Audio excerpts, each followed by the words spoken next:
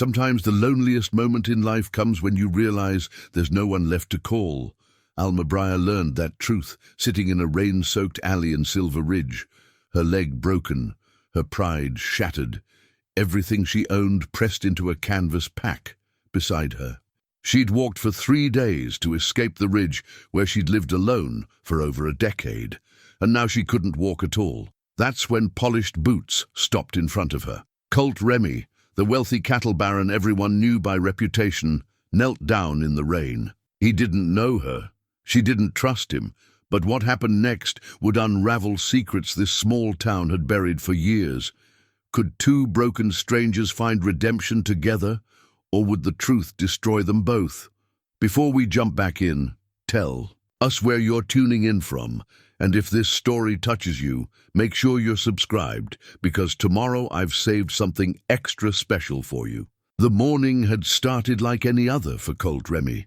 He woke at 5:30, showered, dressed in pressed denim and a clean white shirt, and sat down to breakfast alone in the massive dining room of his ranch house. The table could seat 12, but it had been 5 years since anyone sat across from him. 5 years since Margaret died and left him rattling around in a house built for a family they never had.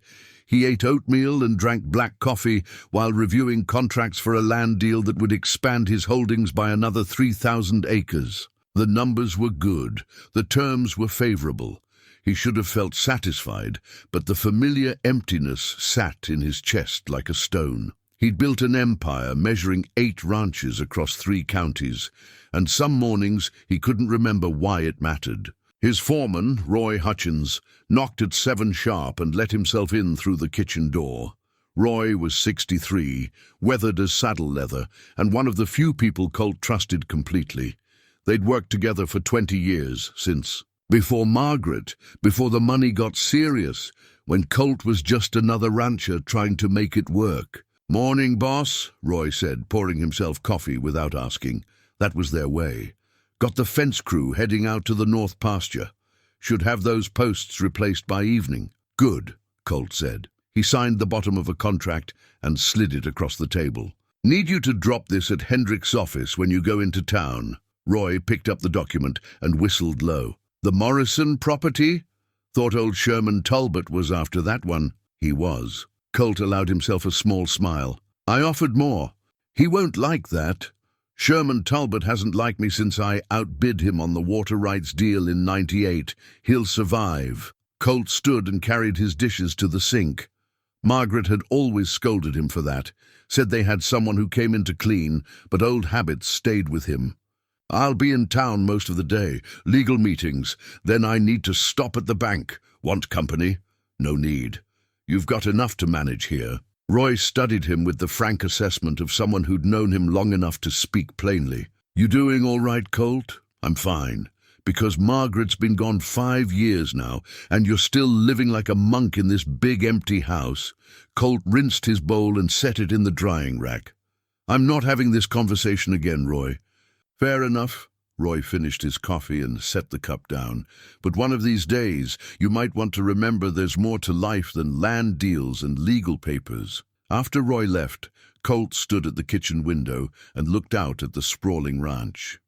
Morning sun painted the mountains gold, and his cattle dotted the near pasture like dark stones scattered across green felt. He owned more than most men dreamed of, and some mornings he'd trade it all for one more conversation over breakfast. One more person to share the sunrise with. He grabbed his jacket and hat, climbed into his truck and headed for Silver Ridge. The town sat in a valley between mountain ranges, built during the mining boom of the 1880s and hanging on through sheer stubbornness after the silver played out. Main Street still had the original brick storefronts, though half of them were empty now.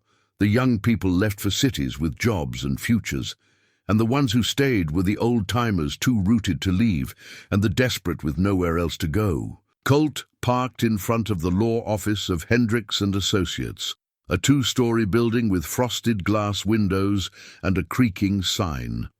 Inside, he spent 2 hours reviewing contracts and discussing strategy for the land deal.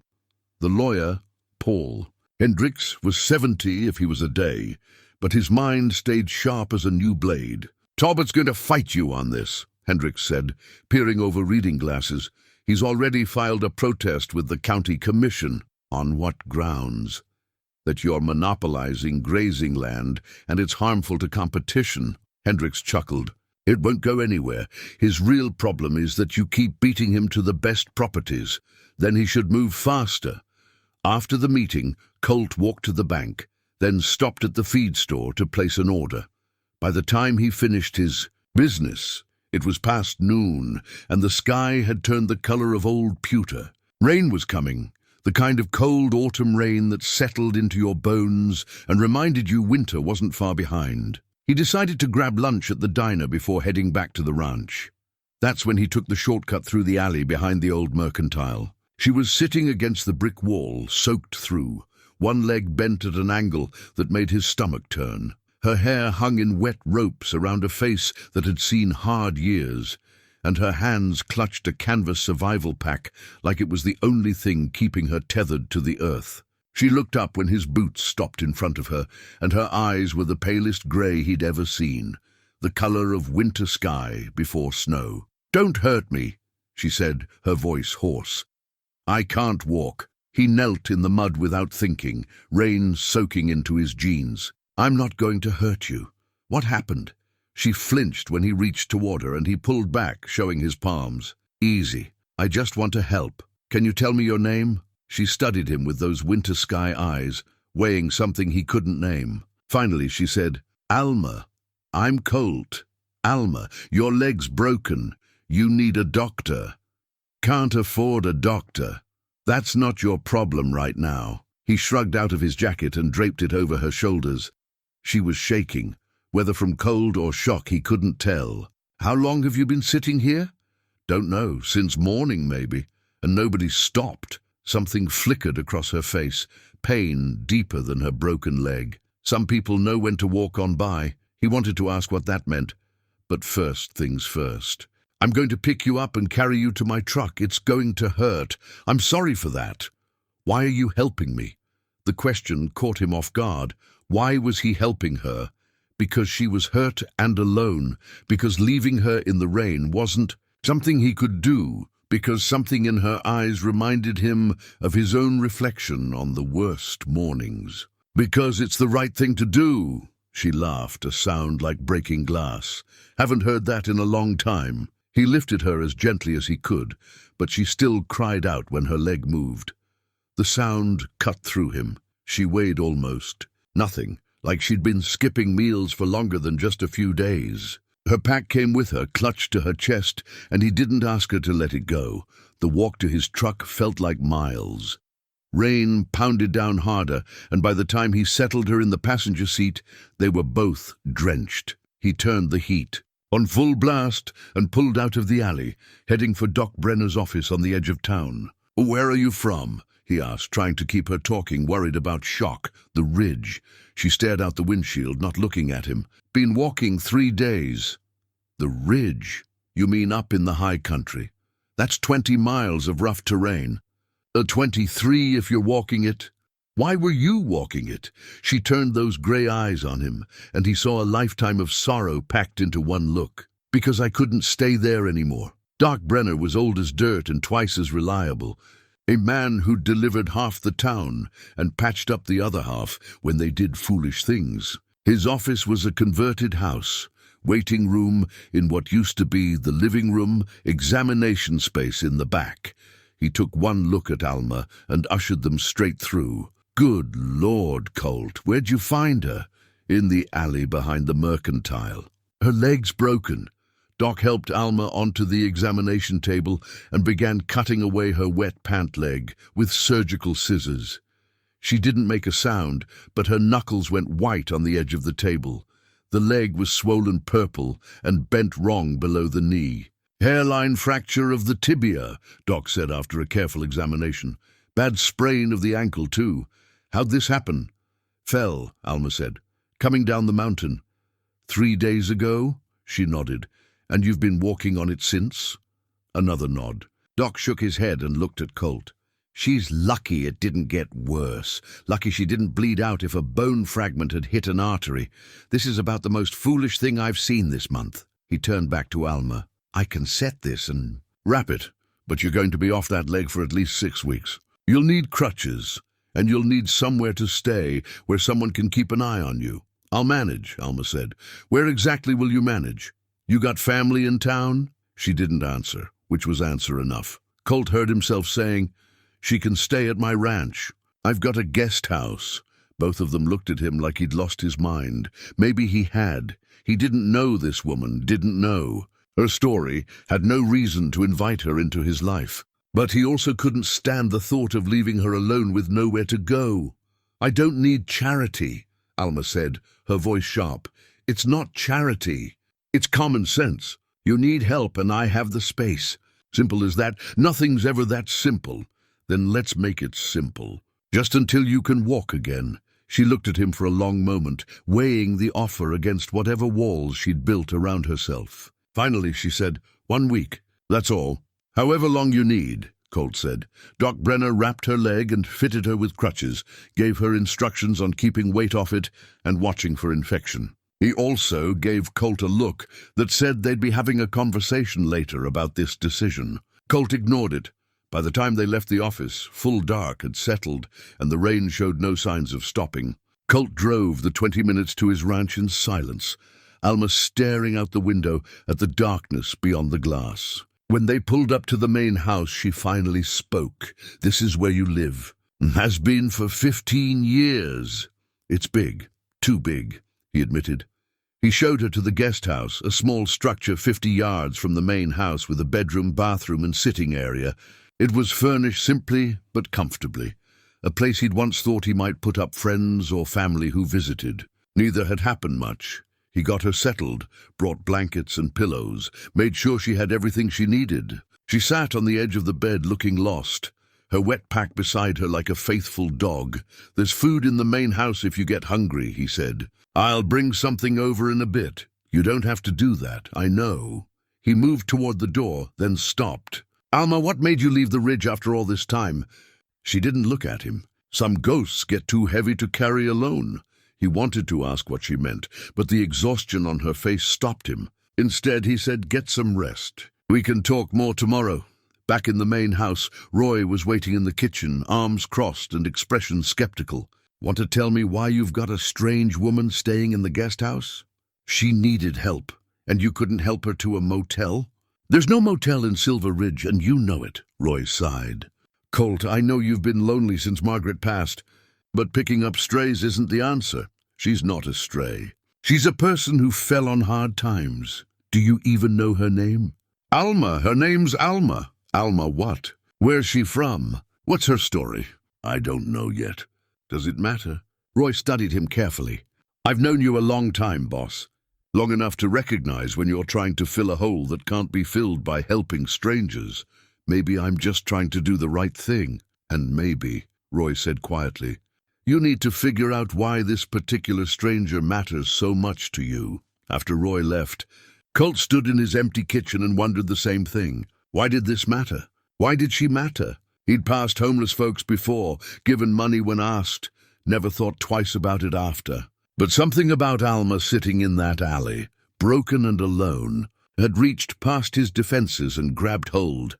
He made soup and sandwiches, loaded them on a tray, and walked through the rain to the guest house. He knocked and heard her voice, barely audible. Come in! She was sitting by the window, still in her wet clothes, staring out at nothing. He set the tray on the small table.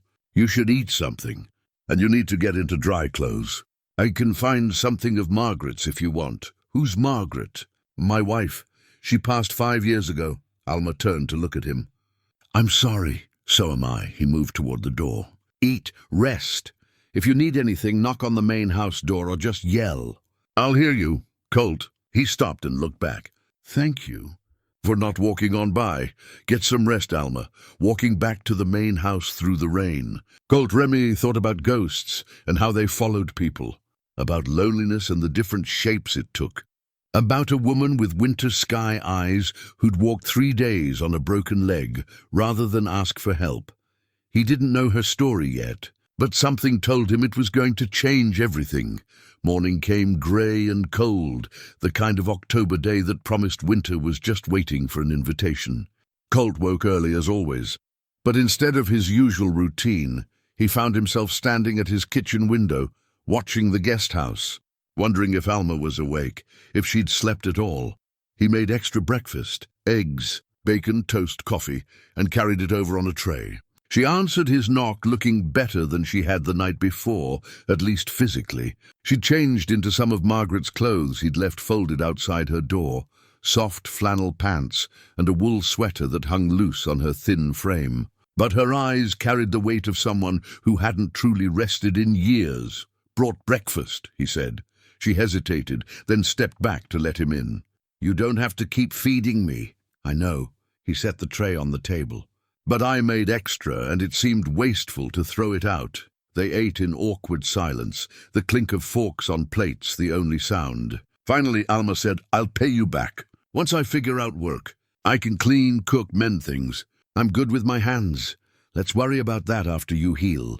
He poured more coffee into both their cups. "How's the leg this morning?" "Hurts less than yesterday. Doc's medicine helped." "Good." He wanted to ask the questions burning in his mind, where she came from, why she'd left, what ghosts she was running from. But he held back. Trust had to be earned, not demanded. The knock at the door startled them both. Roy stood on the porch, hat in hand, looking uncomfortable. "Sorry to interrupt, boss, but we got a situation in town you might want to know about." "What kind of situation?" Roy glanced at Alma, then back to Colt. "Maybe we should talk outside." They stepped onto the porch, and Roy kept his voice low. "Jimmy Pearson came by the ranch this morning. Said there's talk in town about her." He jerked his head toward the guest house. "What kind of talk?" "People saying they recognize her. Saying she's Alma Briar from up on the ridge. Saying she's the woman whose boy went missing 12 years back." The words hit Colt like a fist. "Missing?" "Disappeared when he was just 8 years old. Search parties combed that ridge for weeks, found nothing. Some folks thought it was an accident, that he fell or got taken by an animal. Others, well, they thought maybe she had something to do with it." Colt felt his breakfast turn to lead in his stomach. "They thought she killed her own child. I'm just telling you what people said. No charges were ever filed, but the whispers were enough. She holed up on that ridge after, and nobody's seen her in town since." Roy's face was grave. "Until now, she never said anything about a son. Would you? Knowing how people in this town remember?" Colt looked back toward the guest house. Through the window he could see Alma's silhouette, small and alone. "What else did Jimmy say?" "That Sherman Talbot's already heard she's here. He's stirring people up, saying you're harboring someone who might be dangerous, that it reflects poorly on your judgment. He's using it to undermine your land deal. Of course Talbot would use this." The man had been looking for an angle ever since Colt beat him to the Morrison property. "Let him talk. Colt, maybe you should ask her about it. Get her side before this gets worse." "I'll handle it." Roy left, and Colt stood on the porch for a long moment, trying to reconcile what he'd just learned with the broken woman he'd found in an alley. Finally, he went back inside. Alma looked up from her coffee, and something in his face must have given him away, because her expression closed like a door slamming shut. "They know I'm here. It wasn't a question." "Yes. And they told you about my son. They told me he went missing. That people had suspicions." She laughed that broken glass laugh again. "Suspicions? That's a kind word for it." She pushed away from the table and grabbed her crutches, moving toward the bedroom.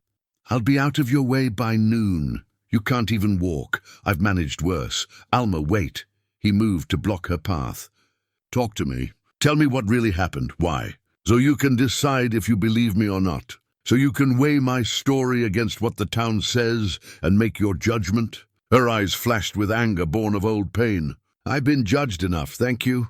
I'm not judging you. I'm asking you to trust me." "Trust?" She shook her head. "I don't trust anyone. Not anymore. Then tell me anyway.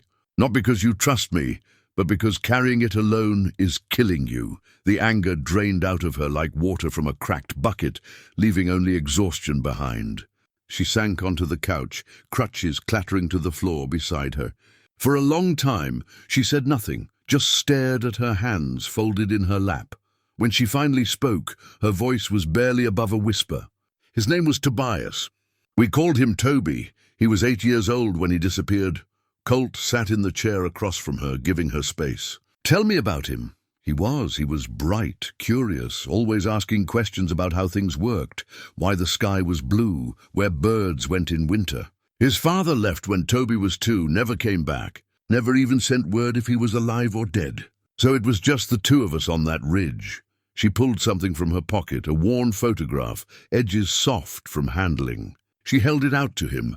The boy in the photo had dark hair and his mother's pale grey eyes. He was smiling at the camera, gap-toothed and happy. Colt felt his throat tighten. We had a good life up there, Alma continued. Simple, but good. I taught him about the mountain, how to read weather and find water, how to move through the forest without disturbing it. He was happy. What happened the day he disappeared? Her hands trembled. It was late October, first snow of the season. I was gathering firewood maybe 100 yards from the cabin. Toby was playing near the porch. I could see him from where I was. I looked down to load wood onto the sled. Couldn't have been more than a few minutes. And when I looked up, he was gone. Did you hear anything? See anything? I called for him. Ran back to the cabin. Thought maybe he'd gone inside. But he wasn't there. I found tracks in the fresh snow leading toward the cliff edge. I followed them, climbed down into the ravine. The tracks just stopped, like he'd vanished into thin air. What did you do? I searched until dark. Then I ran for town, got help. Sheriff Carver brought search parties, dogs, volunteers from 3 counties. They searched for 3 weeks. Found nothing. No body, no clothes, no sign of him. Her voice broke. It was like he'd never existed. But people thought I wasn't watching close enough, that I was negligent or worse. Some said I'd done something to him and made up the story. They never said it to my face, but I heard the whispers, saw the looks. She wiped at her eyes with the back of her hand. Maybe they were right. Maybe if I'd been watching better, if I hadn't looked away. Stop, Colt said firmly. You can't do that to yourself. Why not? I've been doing it for 12 years. She looked at him with eyes full of ancient pain. I killed my son, Colt. Maybe not with my hands, but I let him die. I wasn't there when he needed me most. Before Colt could respond, another knock came at the door. He opened it to find Sheriff Ben Carver standing on the porch, hat in hand. The old lawman's face was grave, but not unkind. Morning, Colt. I heard Alma Briar was staying out here. Thought I'd come by and check in. Check in or check up? Carver's mouth twitched. Little of both, if I'm honest. Can I come in? Colt stepped aside, and Carver entered, nodding respectfully to Alma. Mrs. Briar, it's been a long time. Sheriff. Her voice was flat, guarded. I want you to know the case into your son's disappearance was never officially closed. It went cold, but it's still open on the books. If any new evidence ever surfaced, there won't be any new evidence, Alma said. He's been gone 12 years. He's not coming back. Maybe not, but I also want you to know I never believed you had anything to do with his disappearance. I saw a mother in grief, not a woman with guilt. Some in town thought different, but that was their problem, not mine. Alma's eyes filled with tears. Thank you for that. Carver turned to Colt. I also want you to know Sherman Talbot's been in my office this morning making noise. Says you're harboring someone who should be investigated, that it's a danger to the community. It's nonsense, of course, but he's got influence. People listen when he talks. Let them listen, Colt said. Alma's done nothing wrong, and she's welcome to stay here as long as she needs. That's your choice. But understand, associating with her will cost you. Talbot will make sure of it. Business deals will fall through. People who supported you will back away. This town has a long memory and no forgiveness in its bones. Then I'll take my chances. After Carver left, Colt and Alma sat in heavy silence. Finally, she said, You should listen to him. I'm not worth what you'll lose. Let me decide what's worth something. Why? She looked at him with genuine confusion. Why do you care what happens to me? He thought about Roy's question, about Margaret and 5 years of loneliness, about seeing his own isolation reflected in this woman's eyes. Because I've been where you are. Maybe not the same story, but the same darkness, and nobody should have to sit in that alone." Alma stared at him for a long moment. Then she reached into her pack and pulled out something small, holding it out to him. It was a carved wooden horse, crude but lovingly made, the kind of thing a child might whittle with a pocket knife. Toby made this the morning he disappeared. It was supposed to be for Christmas, but he got excited and wanted to show me right away. Her voice cracked. "This and that photograph are all I have left of my son. Everything else is just memory and regret." Colt took the wooden horse carefully, feeling the weight of it, the love carved into every rough edge. "We're going to figure this out." "Figure what out? He's gone. He's been gone for 12 years. Then we'll find out what really happened. Give you some peace." "There is no peace for what I did." "What you did," Colt said firmly, "was love your son and try to protect him. That's not a crime. And if this town wants to judge you for it, they'll have to go through me first." For the first time since he'd met her, Alma Briar almost smiled. It didn't reach her eyes, but it was a start. The next 3 days passed in an uneasy rhythm. Alma stayed in the guest house, venturing out only when absolutely necessary, always watching the main house like she expected Colt to change his mind and send her away. He brought her meals, changed her bandages under Doc Brenner's telephoned instructions, and tried to draw her into conversation. She answered his questions with the bare minimum of words, walls firmly in place. Roy watched the whole arrangement with mounting concern. On the 4th morning, he pulled Colt aside while they were checking fence line in the north pasture. "You know what people are saying in town?" Colt hammered a post into place harder than necessary. "I can imagine. Sherman Talbot's telling anyone who'll listen that you're using Alma to get at her land rights. That there's property up on that ridge you want, and you're manipulating a vulnerable woman to get it. That's ridiculous. I don't even know what property she owned. Doesn't matter if it's true. What matters is people are believing it." Roy leaned against the fence. "The Morrison deal fell through this morning. His lawyer called to say they're withdrawing the offer, said Morrison got cold feet about doing business with you." Colt stopped hammering and looked at his foreman. "Because of Alma. Because of what Talbot's been saying about you and Alma. And that's just the start. You got a county commission meeting next week about the grazing permits. Talbot's going to use this to rally votes against you. Let him. I didn't build this ranch by worrying what Sherman Talbot thinks." Roy was quiet for a moment. Then he said, "I did some asking around about that boy's disappearance, talked to some old-timers who remember the search."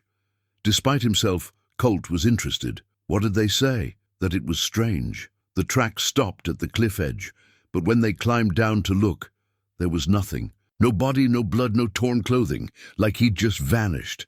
Some of the searchers thought maybe an animal took him, but there were no signs of that either. No drag marks, no struggle. What else? There was a deputy back then, young guy named Miller. He's retired now. He told me he found something nobody else seemed to think was important. Vehicle tracks on an old logging road about a mile from Alma's cabin. Fresh tracks made around the time the boy went missing. He put it in his report, but Sheriff Carver dismissed it. Said hunters used that road all the time. Colt straightened up, his mind working. But the timing was right. According to Miller, yeah. Day of the disappearance, maybe day after. Hard to tell exactly. Did anyone check to see who might have been up there? Roy shook his head. By the time Miller noticed the tracks, they'd already focused on the accident theory. Nobody was looking at foul play, except the people who thought Alma did something. And none of them had any evidence to back it up. Just gossip and suspicion. Roy picked up his tools. Look, boss, I'm not saying there's anything to find after 12 years, but if you're serious about helping her, maybe start by finding out what really happened. That evening, Colt brought dinner to the guest house as usual. Alma was sitting by the window, the wooden horse in her hands, staring at nothing. She'd been doing that more often, he noticed, getting lost in memories that played behind her eyes. "You need to eat," he said, setting the tray down. "I'm not hungry. You haven't been hungry in 4 days. Eat anyway." He sat across from her. "Alma, I need to ask you some questions about the day Toby disappeared." Her hands tightened on the wooden horse. "Why?" "Because I want to understand what happened. Help you figure it out." "There's nothing to figure out. My boy is gone." "Maybe, but maybe there's more to the story than you remember." He leaned forward. "Roy talked to one of the old deputies. Said there were vehicle tracks on a logging road near your cabin. Fresh tracks from around the time Toby went missing." She looked up sharply. "Nobody told me about vehicle tracks. They dismissed it, said hunters used that road. In late October, after the first snow." She shook her head. "Hunting season was over. Nobody had reason to be up there." "Exactly." Colt watched her face carefully. "Did you see any vehicles that day? Hear anything?" She closed her eyes, clearly trying to pull the memory back. "I don't know. It was 12 years ago, and I've tried so hard not to think about it." "Try now. Take your time." Long minutes passed. Then her eye flew open. "There was something, not a vehicle, but I heard an engine. I thought it was far off, over the next ridge maybe. I didn't think anything of it at the time." "Before or after you noticed Toby was gone?" "Before, I think. Maybe 30 minutes before.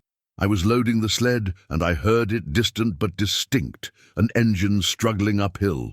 Colt felt something click into place. "Alma, is there any way someone could have driven close to your cabin without you seeing them?" "The logging road came within half a mile.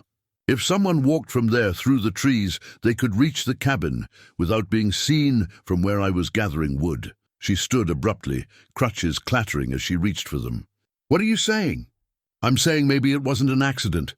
Maybe someone took him." The color drained from her face. No, that can't be. If someone took him, that means he might have suffered, might have been scared." "I can't. Or it might mean he didn't fall, didn't die alone on that mountain." Colt stood and gently took her shoulders. "Alma, listen to me. If someone took Toby, there might be answers. There might be a trail to follow after 12 years. Maybe, I don't know. But don't you want to try?" She sank back down, and he could see the war happening behind her eyes. Hope against fear, the terror of opening old wounds against the desperate need to know. Finally, she whispered, "I've blamed myself for so long. What if I was wrong?" "Then you can stop carrying that guilt." He sat beside her. "Will you let me help you?" "Really help you? Not just put a roof over your head?" She looked at him with those winter sky eyes, and he saw something shift. Not trust exactly, but the willingness to try. "Why does this matter to you so much?" He thought about how to answer that. About Margaret and 5 years of numbness, about building an empire that felt hollow, about seeing his own loneliness reflected in this woman's face and recognizing something he'd been trying to ignore. "Because for 5 years, I've been going through the motions of living without actually being alive. And helping you, it makes me feel like I'm waking up again." Alma studied him carefully. "That's a lot of weight to put on a stranger." "Maybe we're not strangers anymore." She was quiet for a long moment. Then she pulled something from her pocket, an old rusted key. "This is the key to my cabin up on the ridge. I haven't been back in over a year. If you really want to help, maybe we should go there. See if there's anything the searchers missed. Can you make that trip with your leg?" "I've made harder trips on worse injuries." She smiled sadly. "Besides, I need to see it again. Need to face what happened there. Then we'll go. Soon as you're strong enough." Over the next few days, Colt began quietly investigating. He visited the county records office and learned that Alma's property on the ridge was a small parcel, just 40 acres, bordered on 3 sides by federal land. The 4th side bordered a larger ranch, Sherman Talbot's ranch. He drove out to see the retired deputy, Miller, who lived in a trailer on the edge of town. The old man remembered the case clearly, still frustrated that nobody had followed up on the vehicle tracks. "I knew something wasn't right," Miller said, pouring weak coffee into chipped mugs. "But I was young, and Carver was convinced it was an accident. And then, when people started whispering about the mother, well, that derailed everything. Did Sheriff Talbot own that land back then?" "Sherman? Yeah, he's had that ranch for 30 years or more. Why?" "Just curious about who might have been in the area." Miller's eyes narrowed. "You think Sherman had something to do with it?" "I don't know what I think yet. Just gathering information. Back at the ranch, Alma was growing stronger. She could walk short distances with the crutches now, and the swelling in her leg had gone down considerably. Doc Brenner came by to check on her and pronounced himself satisfied with her progress. "Another week, and you'll be able to put weight on it," he told her. "But take it easy. No mountain climbing yet." After the doctor left, Alma asked Colt about what he'd learned. He told her about the property borders, about Miller's memory of the vehicle tracks. He didn't mention his suspicion about Talbot yet. It was too thin, too circumstantial. That night, lying in his too-big bed in his too-empty house, Colt stared at the ceiling and thought about paths not taken, about how one decision in an alley could change everything, about a woman with winter sky eyes, and a grief that wouldn't let her go. And he thought about a boy who vanished like smoke, leaving only questions and a carved wooden horse behind. A week turned into 2, and the October cold deepened into November's bite. Alma grew stronger each day, spending less time in the guest house and more time moving carefully around the ranch. She was drawn to the horses, standing by the fence watching them graze, and Roy noticed she had a way with them that spoke of long familiarity. One afternoon, Colt found her in the barn, standing by the stall of his oldest mare, a gentle bay named Copper.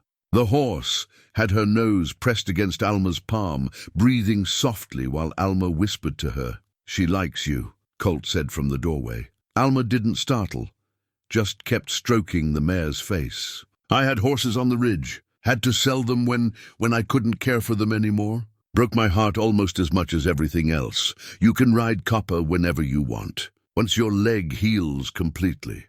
I'd like that." She turned to face him, and he was struck by how different she looked from the broken woman he'd found in the alley. Color had returned to her face, and though sorrow still lived in her eyes, it no longer consumed them entirely. "I want to thank you for everything you've done. I know it's cost you. Nothing I couldn't afford to lose. The Morrison deal? The land permits? Roy told me people are turning away from you because of me." Colt leaned against the stall door. "Roy talks too much. He cares about you. Worries you're throwing everything away for someone you barely know. Do you feel like I barely know you?" The question hung between them. Finally, Alma said, "No, I feel like you see me. Really see me. Nobody's done that in a very long time." He wanted to close the distance between them, pull her into his arms, but something held him back. The timing wasn't right, and they both had too much weight they were carrying. Instead, he said, "I want to take you to dinner in town. At the diner." "Colt, I can't. People will..." "Let them. You can't hide forever." She looked frightened and tempted in equal measure. "Why would you want to be seen with me? It'll only make things worse for you, because I'm tired of pretending to care what this town thinks. And because you deserve to sit in a restaurant and eat a meal like anyone else." After a long moment, she nodded. "All right. But if someone throws something at me, I'm blaming you." That evening they drove into Silver Ridge as the sun set behind the mountains, painting the sky in shades of copper and gold.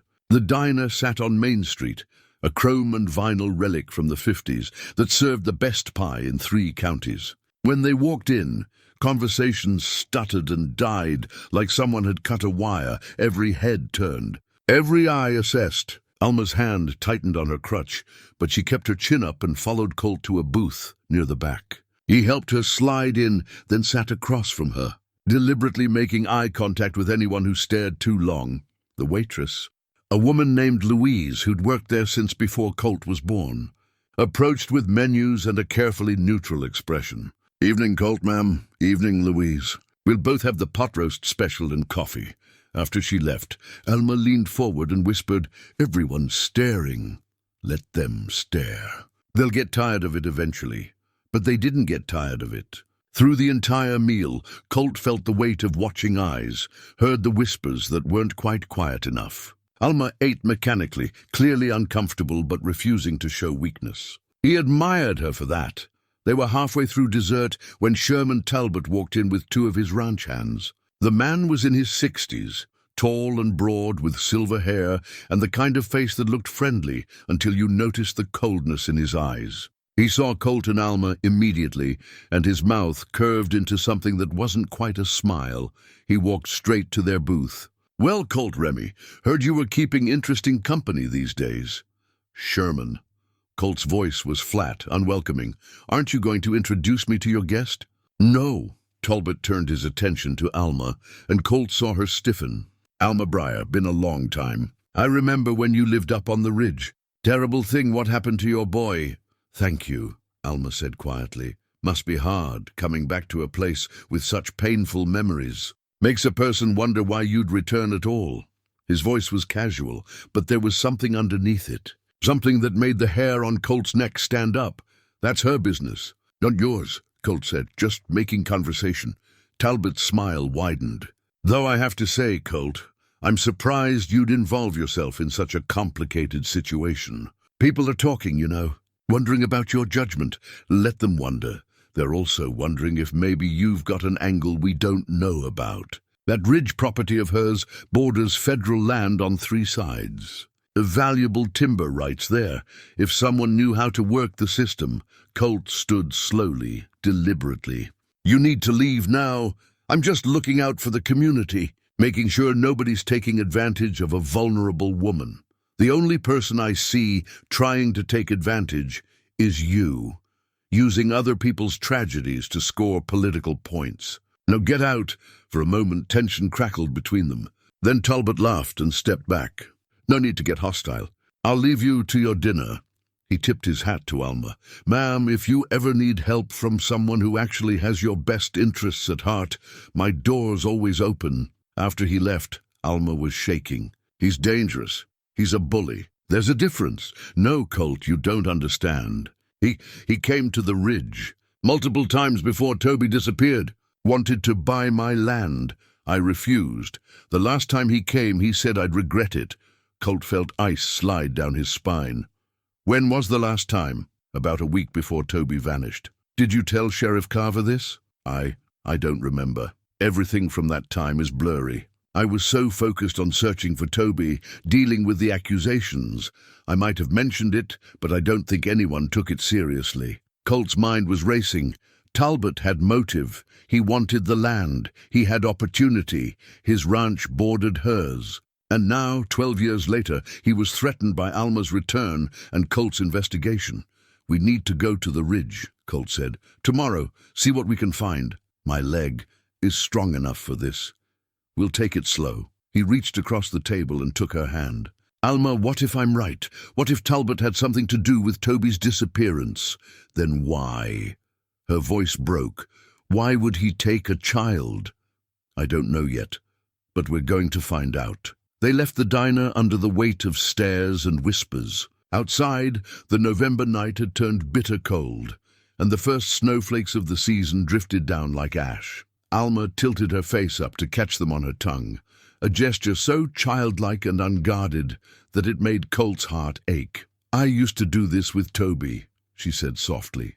First snow of the year, we'd stand outside and catch snowflakes. He said each one tasted different. Maybe they do. She looked at him then, really looked at him, and something passed between them that neither had words for. Understanding, maybe, or recognition of 2 lonely souls finding unexpected harbor in each other.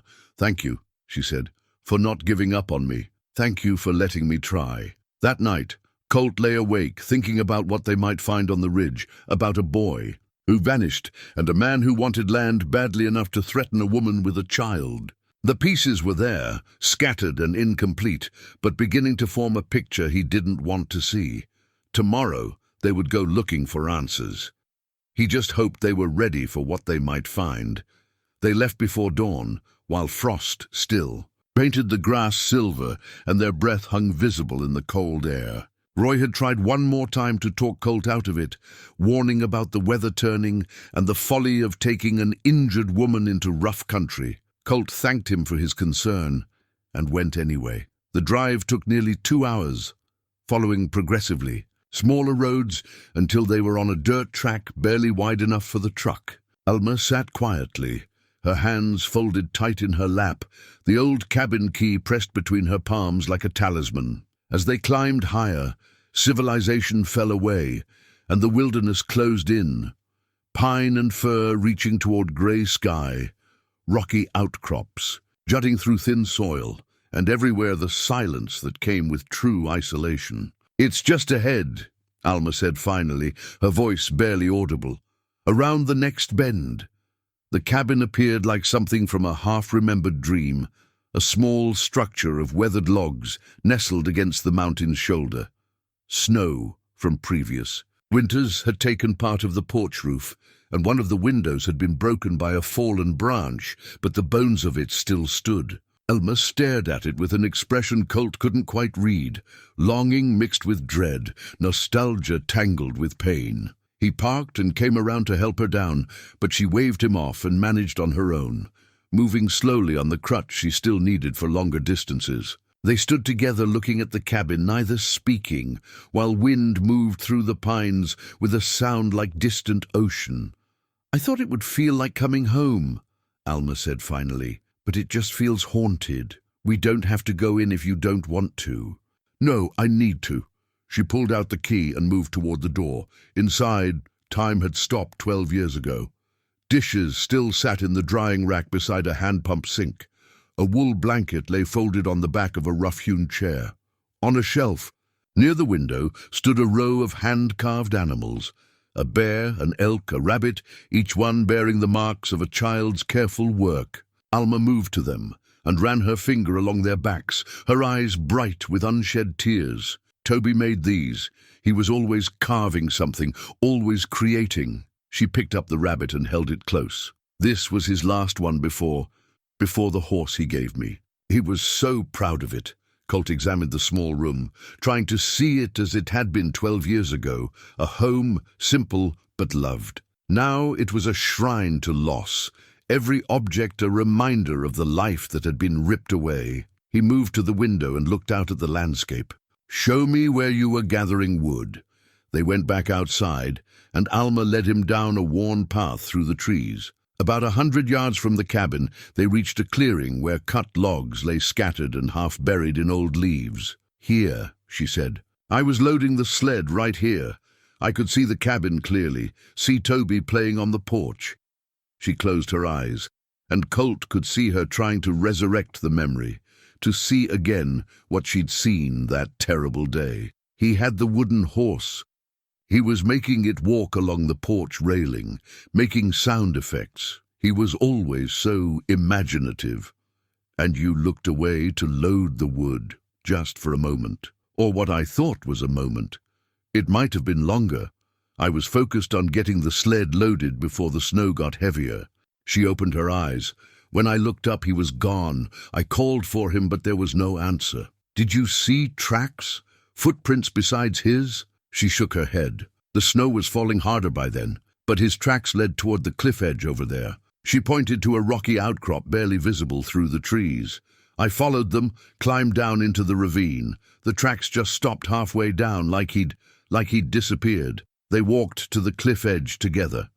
It was a steep drop, maybe 30 feet to a rocky slope below. Colt could see how searchers would have assumed a fall, especially with snow covering any evidence, but something about it nagged at him. He knelt and examined the ground, though he knew 12 years and countless seasons had erased anything useful. "The vehicle tracks Miller mentioned," he said, thinking aloud. "Where would that logging road be from here?" Alma pointed northeast. "Through those trees, maybe half a mile. It runs along the ridge and connects to the main Forest Service road about 3 miles down." Could someone walk from that road to here without being seen from the cabin? If they stayed in the trees, yes. The forest is thick enough for cover. Colt stood and looked back toward the cabin, then toward the trees. An idea was forming, dark and terrible. "Alma, what if someone came while you were down here loading wood? What if they waited until you were focused and couldn't see the cabin, then took Toby while he was playing on the porch? But the tracks leading to the cliff, what if those were made after? What if someone carried him partway toward the cliff, set him down to make tracks, then carried him back to their vehicle? In falling snow, searchers would focus on where the tracks led, not where they didn't." Alma had gone pale. "You're saying someone deliberately staged it to look like he fell?" "I'm saying it's possible." He caught her arm as she swayed. "I know it's hard to hear. Hard. She pulled away, anger and hope warring in her face. You're telling me my son might not have died that day? That he might have been taken, might have been alive all this time while I sat up here drowning in guilt? Her voice rose. Do you understand what that means? If you're right, if someone took him, then we find out who and why. Colt kept his voice calm, grounding. That's why we're here, to find evidence. They searched for 2 hours, combing the area around the cabin, looking for anything the original searchers might have missed. Time and weather had been thorough in their erasure, but in the shed behind the cabin, Alma found something, an old journal she'd kept during those years, documenting daily life, supplies, the rare visitors who came to her remote homestead. She flipped through it with shaking hands, then stopped on a page near the end. Here, I wrote about Talbot's visits, 3 times in the 6 months before Toby disappeared. She read aloud. September 15th, ST came again today, offered $12,000 for the land. I refused. He wasn't happy, said timber rights alone are worth 3 times that, told him I'm not selling. October 8th, ST returned, more aggressive this time, said I'm being foolish, that I can't survive up here alone with a child. I asked him to leave. October 20th, ST came today, said I'd regret refusing him. The look in his eyes frightened me. I made sure Toby stayed inside until he left. Colt felt the pieces clicking together. That's 8 days before Toby disappeared. I'd forgotten how threatening he was. Or maybe I buried it because I couldn't face another thing to feel guilty about. She looked at Colt with desperate eyes. What do we do with this? We take it to Sheriff Carver, show him what we found. This changes things, Alma. This gives us a suspect with motive, opportunity, and threatening behavior documented right here. They were about to head back to the truck when Colt noticed something that made him stop. Near the tree line, half buried in old leaves and pine needles, something metal glinted in the weak sunlight. He knelt and carefully brushed away the debris. It was a belt buckle, badly rusted but still intact, and engraved on its face were the initials ST. Alma saw it and made a sound like she'd been punched. Colt picked it up carefully, his heart hammering. Sherman Talbot had been here. Maybe not. Recently, but he'd been here, close enough to the cabin to lose a belt buckle, close enough to— We need to go, he said, standing. We need to get this to Carver right now. The drive back felt twice as long, both of them silent with the weight of what they'd found. Evidence, real, tangible evidence that Sherman Talbot had been at Alma's cabin, that he'd threatened her, that he'd had reason to want her gone. It wasn't proof of kidnapping, not yet, but it was enough to reopen the investigation properly. As they descended the mountain road, snow began to fall in earnest, thick flakes that stuck to the windshield and made the road treacherous. Colt drove, carefully, aware of Alma's white-knuckled grip on the door handle, aware that they were carrying something dangerous, something that could destroy a powerful man. What if he did take Toby? Alma said suddenly. Where would he have taken him? What would he have done? I don't know, but we're going to find out. She turned to look at him, and in her eyes he saw the first real spark of hope he'd seen since they met. Do you really think? Could he still be alive? I don't want to give you false hope. I've had no hope for 12 years. False hope is better than none. By the time they reached the valley, darkness had fallen, and the snow was building up on the roads. They drove straight to Sheriff Carver's office, where a light still burned in the window. Sheriff Carver looked at the belt buckle like it was a live snake, then at the journal entries, then at Colt and Alma sitting across from his desk. Outside, snow fell steadily, coating the town in white silence. This is circumstantial, he said finally. The buckle could have been dropped any time. Talbot did business up in those mountains, logging contracts, land surveys. His being there doesn't prove anything. What about the threats? Alma asked. The journal shows he was pressuring me to sell, that he made threats just days before Toby disappeared. Threats to regret not selling land isn't the same as threatening a child. And again, it's circumstantial. Any decent lawyer would tear this apart. Carver leaned back in his chair, his weathered face troubled. I'm not saying I don't believe you. I'm saying what I can do with this is limited. You could question him, Colt said. See how he reacts when confronted with evidence he was at the cabin around the time of the disappearance. I could, and he'd lawyer up immediately, and then we'd have blown any chance of getting him to slip up. Carver drummed his fingers on the desk. Look, I believe something wasn't right about that case. I've always believed it. But I can't bring charges against a man like Sherman Talbot based on a rusty belt buckle and 12-year-old journal entries. I need more. Then help us find more, Alma said, her voice steady despite the tears on her cheeks. Please, if there's any chance my son is alive.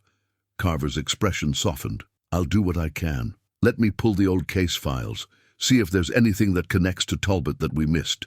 And I'll quietly start asking questions, seeing if anyone remembers anything unusual from back then. It wasn't enough, but it was something. They left the sheriff's office with the snow still falling and drove back to the ranch in heavy silence. When they arrived, Roy met them at the door with troubling news.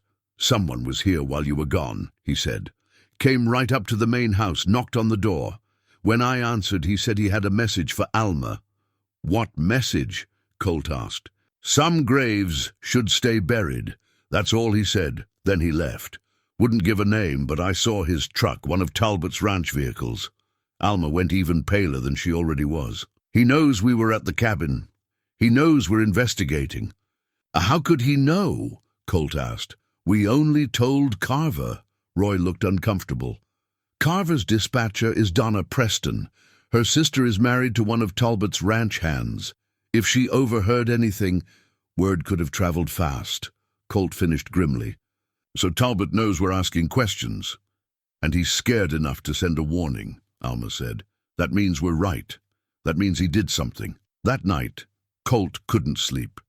He paced his empty house, thinking about a boy who vanished and a man powerful enough to make evidence disappear. Around midnight, he gave up on rest and walked out to the guest house, where a light still burned in the window. Alma opened the door before he could knock. She was dressed in Margaret's old robe, her hair loose around her shoulders, looking smaller and more vulnerable than he'd ever seen her. Couldn't sleep either, she asked. Too many questions running through my head. She stepped aside to let him in. They sat together on the small couch, not quite touching but close enough to feel each other's warmth. For a long time neither spoke, just sat in the comfortable silence of two people who'd stopped trying to fill every quiet moment with words. Finally, Alma said, Tell me about Margaret. The request surprised him. What do you want to know? What she was like? How you met? Why you loved her? He took a breath, reaching back for memories he usually kept locked away. We met at a cattle auction. She was there with her father, helping him evaluate stock. I noticed her because she was the only woman in a room full of ranchers, and she wasn't intimidated by any of them. She knew more about cattle than most of the men there, and she wasn't afraid to show it. She sounds strong. She was. Smart, too. When we got married, she helped me build this place from a failing operation into something profitable. She had a head for business and a heart for the land. He smiled at the memory. She wanted children. Tried for years, but it never happened. She died before we could explore other options. I'm sorry. So am I. He looked at Alma. What about Toby's father? Her expression closed slightly, old pain flickering across her face. His name was Ray. We met when I was 21, married within 6 months. I thought I loved him, but I was really just lonely, and he was charming when he wanted to be. She paused. It didn't take long to see who he really was. Controlling, quick to anger. When Toby was born, I thought maybe fatherhood would change him. It didn't. He got worse. Did he hurt you? Yes. And when he started turning that anger toward Toby, I knew I had to leave, so I packed what we could carry, took what little money I'd hidden away, and ran. Came to the ridge because I thought nobody would find us there. Ray never did, or if he did, he didn't care enough to come after us. Colt reached over and took her hand. She didn't pull away. You protected your son. That's what a good mother does. I failed to protect him from whatever took him. You can't blame yourself for something you couldn't have prevented or predicted. He squeezed her hand gently. Alma, you need to stop carrying that guilt. If Talbot took Toby, that's on him, not you. She turned to look at him, and something in her expression shifted. How did you get so wise about grief? 5 years of practice. She lifted her free hand to his face, her fingers light against his cheek. You're a good man, Colt Remy, better than I deserve. That's not true. It is, but I'm grateful anyway. She leaned forward and kissed him, soft and tentative, a question more than a statement. He answered by pulling her closer, careful of her healing leg, conscious that this moment was fragile and precious, and could shatter with too much pressure. When they finally pulled apart, both were breathing harder. I can't promise you anything, Alma whispered. Not until I know what happened to Toby. Not until I've laid that ghost to rest. I'm not asking for promises. I'm just asking for right now. She nodded and rested her head against his shoulder. They sat like that until dawn. 2 damaged souls finding temporary shelter in each other's company, while outside the snow continued to fall and bury the world in white. The next morning brought a phone call from Sheriff Carver. I need you both to come to my office. I found something in the old case files you need to see. They drove through snow-packed streets to find Carver at his desk, with file boxes stacked around him. He looked like he hadn't slept. I went through everything from the original investigation, he said without preamble. And I found something we missed 12 years ago. Deputy Miller was right about those vehicle tracks. He even took photos. He pulled out an old photograph, faded but clear enough. Look at the tread pattern. Colt studied it. Looks like truck tires. Heavy duty. That's what I thought. So I pulled up photos from the search operation, pictures of all the vehicles that came to help, and look at this. He laid out another photo, this one showing a line of trucks parked at the base of the ridge. One of them had a distinctive custom bumper and chrome wheels. That's Talbot's truck, Alma said, her voice hollow. I remember it. He drove it when he came to pressure me about the land, and the tread pattern matches the tracks Miller photographed. Carver looked at them gravely. Sherman Talbot was at your cabin right around the time your son disappeared, and he told search parties he was away on business that week. Never went up to the ridge until days later. He lied, Colt said. He lied, Carver confirmed, which means I now have grounds to bring him in for questioning. It's not enough for an arrest, but it's enough to rattle him. See what shakes loose. Alma gripped Colt's hand so tightly it hurt. What do we do now? Now, Carver said, we see if Sherman Talbot is as untouchable as he thinks he is. Sheriff Carver brought Sherman Talbot in the next morning, and the man came with 3 lawyers and an attitude that could cut glass. Colt and Alma watched from an observation room as Carver laid out the evidence, the belt buckle, the journal entries, the photographs of matching tire treads, the lie about being away during the search. Talbot was smooth, unflappable. That belt buckle could have been dropped any time. I did business up in those mountains for years. As for the tire tracks, half the ranchers in this county drive similar trucks. And I was away on business. I have receipts, hotel records from Denver. Funny thing about those records, Carver said, spreading papers across the table. I called the hotel. They show you checked in on October 29th. Toby Briar disappeared on October 27th. That's a 2-day gap where you claim you were traveling, but nobody can verify your whereabouts. For the first time, something flickered across Talbot's face. One of his lawyers leaned in and whispered urgently. Talbot shook his head and addressed Carver directly. I stopped at several places along the way. I don't remember specifics from 12 years ago, but you remembered being in Denver. You remembered enough to tell search parties you couldn't help because you were out of town. Carver leaned forward. Why did you lie about being on the ridge that week, Sherman? I didn't lie. I simply didn't remember every detail. The questioning went on for 2 hours, Talbot deflecting and denying, his lawyers interjecting at every difficult question. Finally, Carver let him go. He didn't have enough to hold him, not yet. But as Talbot left the sheriff's office, he saw Colt and Alma standing in the hallway, and his mask of composure slipped for just a moment. What Colt saw in his eyes was fear. Back at the ranch that evening, Colt and Alma tried to process what had happened. They'd rattled Talbot, yes, but they still had no concrete proof he'd taken Toby, no evidence of what he'd done with the boy, no answers that would bring Alma peace. "We're missing something," Colt said, pacing the living room of the main house. Alma sat curled on the couch, exhausted from the day's tension. "There has to be more. If Talbot took Toby to force you off the land, what did he do with him? Where would he have taken him? Maybe he—" Alma couldn't finish the sentence, couldn't voice the terrible possibility. "No," Colt said firmly. "If he'd killed Toby, there would have been a body. Searchers would have found something. This feels different, more calculated." Roy knocked and entered without waiting. "Boss, I've been thinking. If Talbot wanted Alma gone, but didn't want murder on his hands, what if he did something else?" "Like what?" "Like made the boy disappear, took him somewhere far enough away that Alma would leave the ridge, would be too broken to fight him on the land." Roy pulled out a folded paper from his pocket. "So I did some digging into Talbot's properties and business dealings from around that time. Found something interesting." He spread the paper on the coffee table. It was a property deed.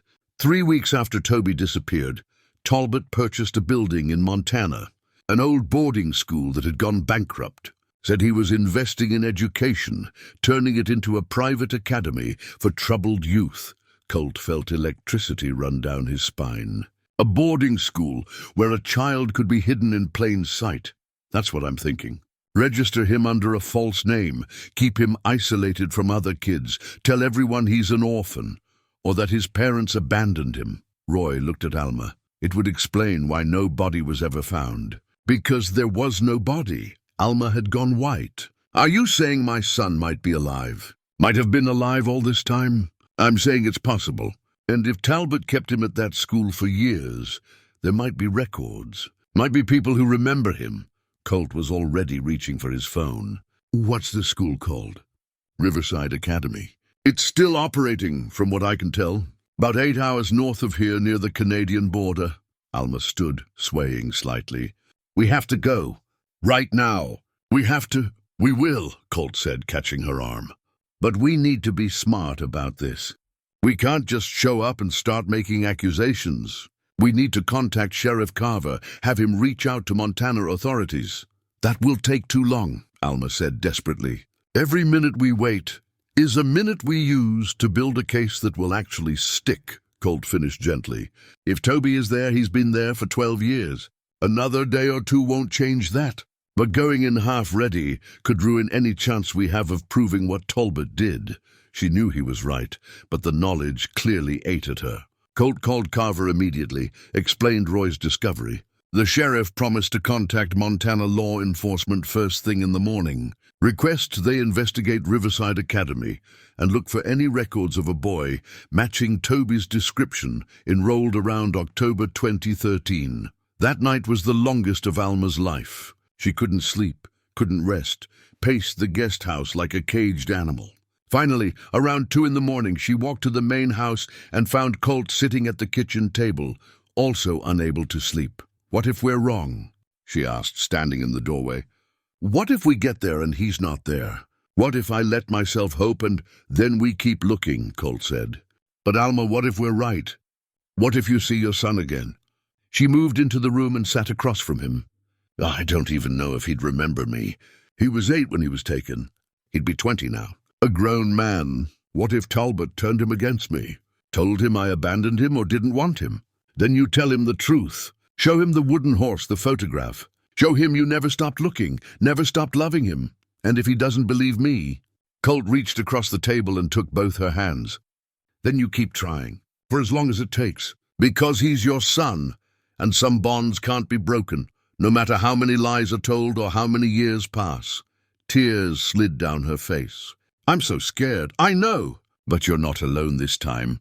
She came around the table, and he pulled her into his lap, holding her while she cried, for the lost years, for the terrible hope that was building despite her fear, for the possibility that her worst nightmare might not be the truth after all. Morning came too slowly and too fast. Carver called at 8. Montana sheriffs are sending deputies to Riverside Academy this morning. They'll search records and interview staff. We should know something by evening. The day stretched endless. Alma couldn't eat, couldn't focus on anything. Colt stayed close, his quiet presence the only thing keeping her from flying apart. Roy found them in the barn around noon, where Alma was trying to distract herself by brushing copper. "There's something else you should know," Roy said carefully. "I kept digging into Talbot's finances from back then. He made several large cash withdrawals in the months after Toby disappeared. Thousands of dollars. No explanation. Payments," Colt said. "To keep people quiet. To maintain the lie, that's my guess. And get this, one of those withdrawals was made the same week he bought the school in Montana." The phone rang at 6:30 that evening. Carver's voice was tight with controlled excitement. "They found something. A student enrolled in October 2013 under the name Thomas Brennan. No family on record, full tuition paid in cash by a guardian named Sherman Talbot. The boy was withdrawn 3 weeks ago." Alma made a sound like she'd been struck. 3 weeks ago? Right before I came to town? Looks that way. Talbot must have panicked when he heard you were back, moved the boy before anyone could connect the dots. Where is he now? Colt demanded. "They're working on that. The school has an address where records were sent. Another boarding facility, this one in Idaho. Local law enforcement is checking it out." Carver paused. "There's more. The Montana deputies interviewed staff members who remembered Thomas. They showed them an age progression photo of what Toby would look like now. 3 staff members said it could be the same kid." Alma's legs gave out. Colt caught her, held her up. "When will we know for sure?" "Soon. I'll call as soon as I hear anything." The hours that followed were torture. Alma sat rigid on the couch, Colt beside her, both of them staring at his phone like they could will it to ring. Roy brought food they didn't eat, coffee they didn't drink. The sun set and darkness claimed the valley, and still they waited. At 9:43, the phone rang. "They found him," Carver said without preamble. "Thomas Brennan is at a facility in Boise. And Colt, he matches the age progression photos. Montana authorities got a DNA sample from the school, hair from a brush in his old room. They're running it against the sample we have from Alma's cabin, from Toby's toothbrush. Results will take a few days, but the physical resemblance is strong. Is he all right?" Alma asked, her voice breaking. "Physically, yes. Emotionally, that's going to be complicated. He's been told his whole life that he's an orphan, that he has no family. This is going to be a shock." "I need to see him," Alma said. "I need to see my son. Idaho authorities are arranging it. They want to do this carefully, make sure we don't traumatize him further. But yes, you can see him. Tomorrow, if you can get there." They left within the hour, driving through the night toward Idaho, toward answers, toward the possibility that the worst 12 years of Alma's life had been built on a lie that was finally crumbling. The drive to Boise took 10 hours, through mountain passes and empty highway, the landscape gradually shifting from Wyoming's high plains to Idaho's river valleys. Alma sat rigid in the passenger seat, her hands gripping the wooden horse so tightly her knuckles had gone white. She hadn't spoken in hours, lost in a place Colt couldn't reach, preparing herself for a moment 12 years in the making. Dawn was breaking when they pulled into Boise, painting the city in shades of pink and gold. They stopped at a motel just long enough to clean up and change clothes. Alma insisted she needed to look presentable, like a mother who hadn't spent 12 years falling apart. Colt watched her brush her hair with shaking hands and wanted to tell her it didn't matter what she looked like, that her son would see past all of it. But he held his tongue and let her have this small act of control. The facility where Thomas Brennan was staying turned out to be a halfway house for young adults transitioning out of institutional care. It was a modest building on a quiet street, surrounded by elm trees whose leaves had turned the color of fire. A social worker named Patricia Chen met them in the lobby, her expression kind but professionally cautious. "Mrs. Briar, Mr. Remy, I need to prepare you for this meeting," she said, leading them to a small conference room. "Thomas has been told that there are questions about his identity, that he may not be who he was told he was.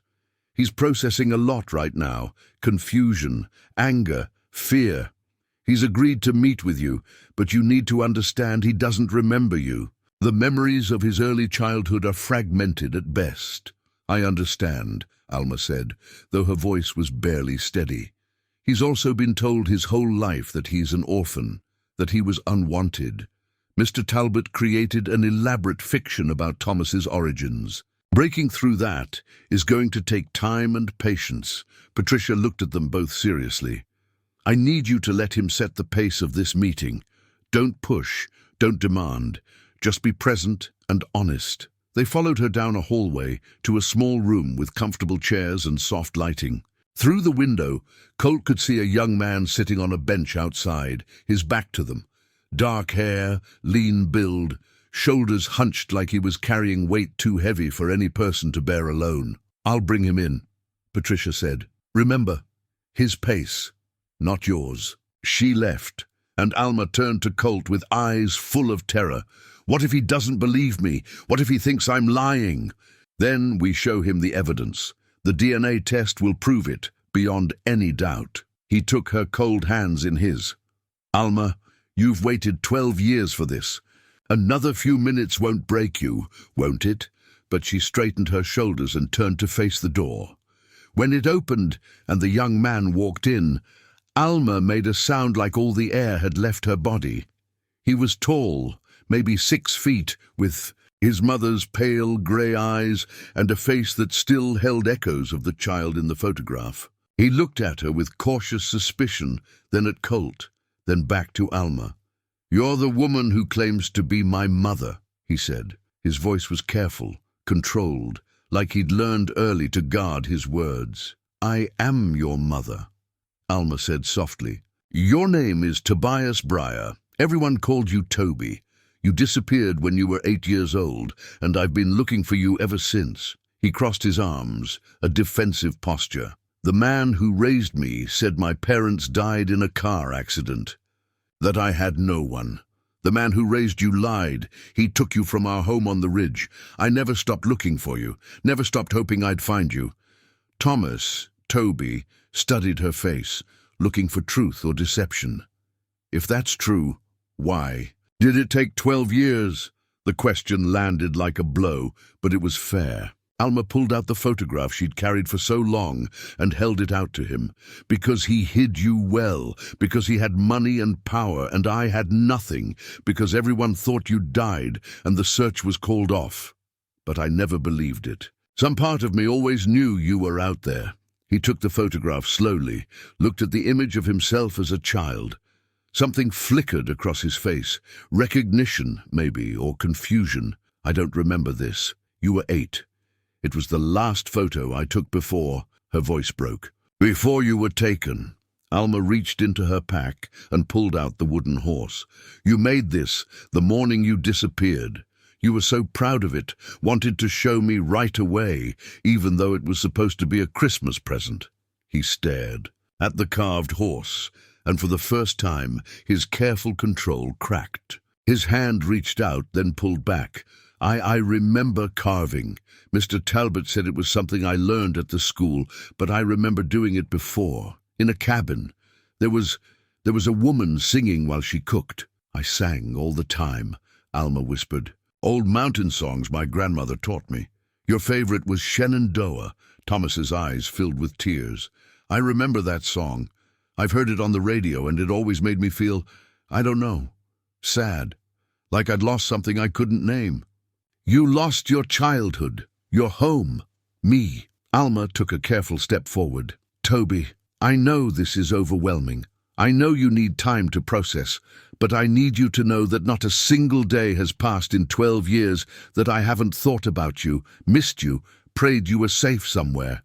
He told me you didn't want me, Thomas said, his voice cracking, that you gave me up because I was too much trouble, that I should be grateful he took me in. That's a lie. You were wanted. You were loved. She was crying now, tears streaming down her face. You were everything to me. When you disappeared, it broke me. I blame myself for not watching you closely enough, for not protecting you. I've carried that guilt every single day. Thomas sat down heavily, the photograph still in his hand. Patricia had stayed near the door, but now she moved forward. Thomas, we have DNA evidence being processed. It will prove definitively whether Mrs. Briar is your biological mother, but I think you already know the answer. He nodded slowly. I've always felt like something was missing, like my life started at 8 years old and everything before was just blank, like someone erased it. He looked up at Alma. Did he hurt you when he took me? He didn't take me. He took you while I was gathering wood, carried you away while I couldn't see. By the time I realized you were gone and started searching, he'd hidden you so well no one could find you. She knelt in front of him, careful not to touch, but close enough that he could feel her presence. But he can't hide you anymore. The truth is out. And if you'll let me, I'd like to try to be your mother again. I know it won't be the same. You're a man now, not the little boy I lost. But I'd like to try. Thomas looked at her for a long moment, and Colt could see the war happening behind. His eyes, wanting to believe against the lies he'd been told, desperate for family, against the fear of being hurt again. Finally, he said, I don't know how to do this. Neither do I, Alma admitted, but maybe we can figure it out together. He picked up the wooden horse, turning it over in his hands. I remember making this. I remember the pocket knife you gave me for my birthday. I remember the cabin and the mountains and feeling safe. He looked at her with eyes full of pain and wonder. I remember you. Alma couldn't hold back anymore. She reached for him, and he didn't pull away, letting her wrap her arms around him in an embrace 12 years overdue. He didn't hug her back at first, just sat rigid in her arms.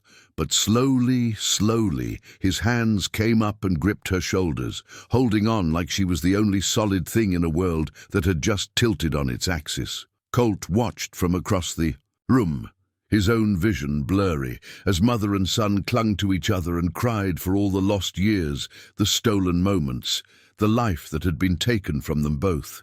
Patricia quietly excused herself, giving them privacy. When she was gone, Thomas finally pulled back and looked at Colt. Who are you? I'm Colt. I'm the man who found your mother in an alley about 3 weeks ago. She was hurt and alone, and I couldn't walk past her. Helping her find you it's been an honor. Thomas studied him carefully. You're more than just someone who helped. It wasn't a question. Colt glanced at Alma, who nodded slightly. I care about your mother very much. I won't pretend otherwise.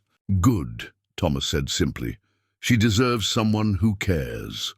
They spent the next 3 hours in that room, talking carefully, building bridges across a canyon of lost time. Thomas told them about his years at Riverside Academy, about the isolation and the lies, about how Talbot had visited monthly at first, then less frequently as Thomas got older. He talked about the loneliness of thinking he had no one, the feeling that something vital was missing from his life, but not knowing what. Alma told him about the ridge, about their life before, about the search and the accusations and the 12 years she'd spent in isolation, convinced she'd failed him. She told him about Colt finding her, about the investigation that had led them here. What happens to Talbot? Thomas asked. He'll be arrested, Colt said, charged with kidnapping, false imprisonment, probably a dozen other crimes. He'll spend the rest of his life in prison. Good, Thomas said quietly. Then, looking at Alma, can I stay with you? I mean, after all this is sorted out legally, I don't have anywhere else to go. Alma's face transformed with joy. You can stay with me for as long as you want. Forever, if that's what you choose. I'd like that, he said. I'd like to try to have a family again. Evening came and Patricia returned to tell. Them visiting hours were ending. Thomas would need to stay at the facility for a few more days while paperwork was processed, and the DNA results came back. But Alma and Colt could return tomorrow. As they prepared to leave, Thomas stood and awkwardly hugged his mother again. Thank you for not giving up on me, he whispered. Never, she whispered back. I will never give up on you. In the motel that night, Alma finally broke down completely, the weight of 12 years lifting in great racking sobs that shook her whole body. Colt held her through it, letting her cry herself empty. letting her release all the pain and guilt and grief she'd been carrying. When she was finally quiet, she looked up at him and said, "I got him back. I actually got my son back. You did. And he's going to be okay. You both are." She kissed him then, desperate and grateful and full of something that felt like hope. "How do I ever thank you for this?" "You don't. You just live. You just be happy." Tomorrow, they would begin the work of rebuilding a family. Tomorrow, there would be legal battles and therapy sessions and the slow work of healing 12 years of damage. But tonight, in this small motel room, Alma Briar allowed herself to feel something she hadn't felt in over a decade: joy. The DNA results came back 3 days later. 99.9% probability that Alma Briar was Thomas Brennan's biological mother. The news made national headlines. Woman finds son 12 years after kidnapping, wealthy rancher arrested for decades-old crime. Reporters descended on Silver Ridge like locusts, and Sheriff Carver had to post deputies outside Colt's ranch to keep them at bay.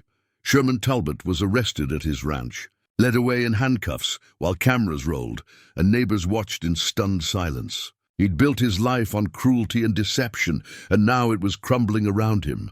In his arraignment, he pleaded not guilty, but the evidence was overwhelming. The tire tracks, the belt buckle, the financial records, the testimony from school staff, all of it painted a picture of a man who'd stolen a child to force a woman off land he wanted.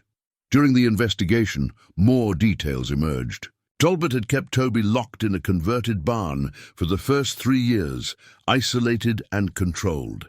When the boy was old enough, he'd been moved to Riverside Academy under a false name, told his mother was dead, that he had no one. Monthly payments had kept school administrators from asking too many questions about the boy. With no family, who never got visitors, Alma sat through every court appearance, staring at the man who'd stolen her son, her face a mask of controlled fury. Beside her, Colt provided silent support, his hand steady in hers. And on her other side sat Thomas, learning the full truth of what had been done to him, processing the magnitude of Talbot's betrayal. "He told me you didn't want me," Thomas said one evening, back at the ranch after a particularly difficult day in court. They were sitting on the porch of the main house, watching the sun set behind the mountains. "He said you'd given me up because I was trouble, that I should be grateful he took me in, gave me a home." "None of that was true," Alma said firmly. "You were wanted. You were loved. What he did," her voice shook with rage, "what he did was steal your childhood, steal our family, steal 12 years we can never get back." Thomas looked at his mother, really looked at her, seeing the strength that had kept her searching when everyone else had given up. "How did you survive it? 12 years of not knowing?" "Barely," she admitted. "I blame myself. Isolated myself on the ridge because I couldn't face people's judgment. If Colt hadn't found me in that alley, if he hadn't insisted on helping even when I pushed him away," she glanced at Colt, "I don't know where I'd be now." "Probably dead," Colt said quietly. It was brutal honesty, but they were past the point of comfortable lies. Thomas reached over and took his mother's hand. "But you didn't die. You survived, and you found me." He looked at Colt. "And you helped her. Why? You didn't know her." "You didn't owe her anything," Colt thought about how to answer. About seeing his own loneliness reflected in Alma's eyes. About 5 years of sleepwalking through life. About how helping her had woken him up in ways he was still discovering. Because she needed help, and I was in a position to give it. And because somewhere along the way, helping her stopped being about duty and started being about caring. What happened to her? "You love her," Thomas said. It wasn't a question. "Yes." Thomas looked between them, then nodded slowly. "Good. After everything, you both deserve to be happy." The trial moved forward with grim efficiency. Talbot's lawyers tried every trick they knew, but the evidence was too strong, the truth too clear. Witnesses testified. School staff who remembered the quiet boy who never got visitors. Retired ranch hands who remembered the locked barn. Deputy Miller, who'd never stopped questioning the official story, and Alma testified. She stood in that courtroom and told her story with a quiet strength that moved even the judge to visible emotion. She described the day Toby disappeared, the 12 years of guilt and isolation, the moment she realized her son might still be alive. She looked directly at Talbot while she spoke, refusing to let him look away from the destruction he'd caused. When she finished, there wasn't a dry eye in the courtroom. The jury deliberated for less than 4 hours. Guilty on all counts: kidnapping, false imprisonment, conspiracy, fraud. The judge sentenced him to 30 years without possibility of parole. Talbot was 63 years old. He would die in prison. As they led him away, he looked at Alma one last time. She met his gaze steadily, unflinching. She'd won, not through violence or revenge, but through persistence and love, and refusing to give up even when the whole world told her to let go. Outside the courthouse, reporters shouted questions. Cameras flashed, but Alma ignored all of it, turning instead to Thomas and pulling him into a fierce embrace. "It's over," she whispered. "He can't hurt us anymore." "What happens now?" Thomas asked. Alma looked at Colt, who stood beside them like a rock in rough water, then back at her son. "Now we go home. We build a life. We be a family. I don't even know how to do that." "Neither do I," she admitted. "But we'll figure it out together." They drove back to Silver Ridge through golden afternoon light, the three of them squeezed into the cab of Colt's truck. The town that had once whispered about Alma with suspicion and judgment now watched her return with something closer to respect. She'd been vindicated completely, her name cleared, her strength proven beyond any doubt. Roy met them at the ranch with the news that reporters were still calling, that interview requests were piling up, that the story had gone national. Alma declined them all. She didn't want fame or attention. She just wanted peace. The first weeks after the trial were the hardest. Thomas struggled with nightmares, with anger at the years stolen from him, with the difficult work of unlearning 12 years of lies. He started therapy with a counselor who specialized in trauma, began the slow process of rebuilding his sense of self. Alma struggled too, with guilt that wouldn't quite release its grip despite everything they'd learned. She'd been vindicated in the eyes of the law and public opinion, but some part of her still whispered that she should have protected him better, should have seen Talbot's threat for what it was. Colt watched them both navigate their pain and did what he could. Provided stability, offered quiet support, gave them space when they needed it and presence when they didn't. The ranch became their refuge, a place where they could heal away from cameras and questions and the weight of public scrutiny. One evening, about a month after the trial, Colt found Alma in the barn with Copper. She'd been spending a lot of time with the horses lately, finding peace in their simple presence. He leaned against the stall door and watched her brush the mare's coat with long, methodical strokes. "How are you doing?" he asked. "I don't know," she said honestly.